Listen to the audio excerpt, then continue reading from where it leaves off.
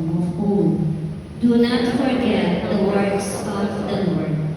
While he slew them, they sought him and inquired after God again, remembering that God was their rock and the Most High God, their Redeemer. Do not forget the works of the Lord. But they flattered him with their mouths and lied to him with their tongues. Though their hearts were not steadfast toward him, nor were they faithful to his covenant. Do not forget the works of the Lord.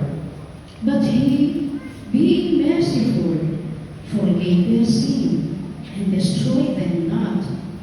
Often he turned back his anger, and let none of his wrath be roused. Do not forget the works of the Lord.